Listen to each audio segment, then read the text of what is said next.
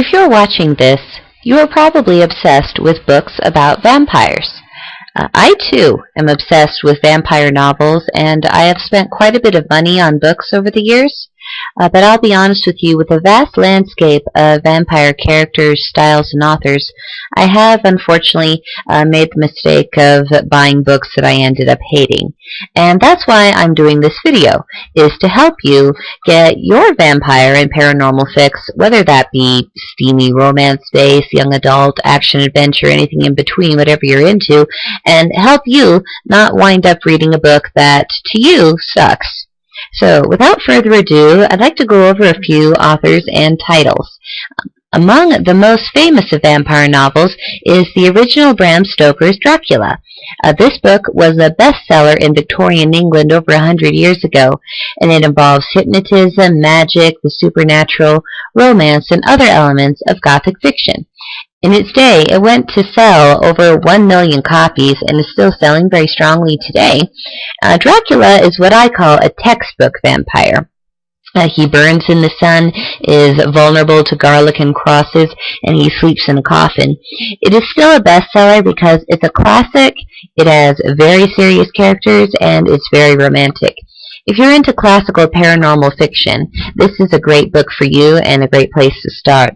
Another incredibly famous vampire book series is The Twilight Saga by Stephenie Meyer.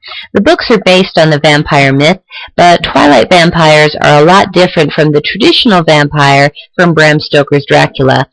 For instance, Twilight vampires have strong, piercing teeth rather than fangs.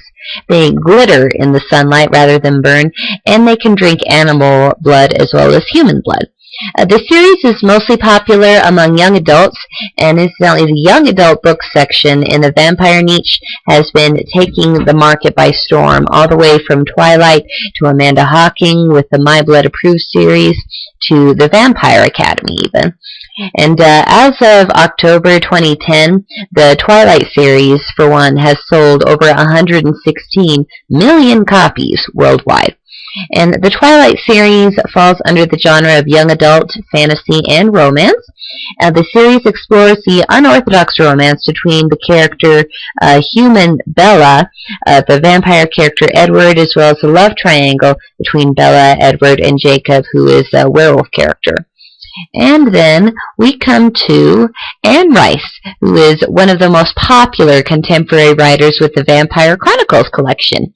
The Vampire Chronicles collection revolves around the fictional character, the vampire Lestat de Lioncourt, a French nobleman who was turned into a vampire in the 18th century.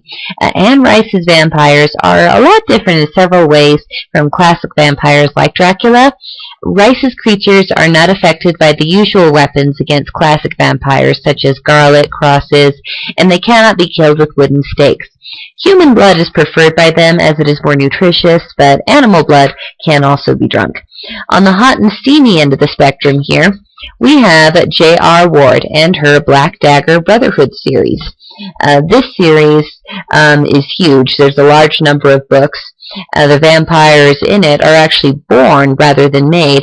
The series focuses on 6 vampire brothers and warriors who live together and defend their race against what they call lessers, which are desouled humans who threaten their kind. It is classified as a paranormal romance.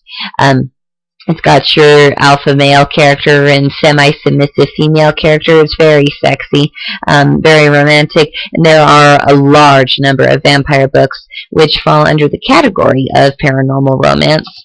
And to get the inside scoop on the latest, greatest, and upcoming vampire books, and even how to get some of your favorite titles for free, click the link below this video, or simply type in the web address you see on your screen now. Thank you, and I'll talk to you soon.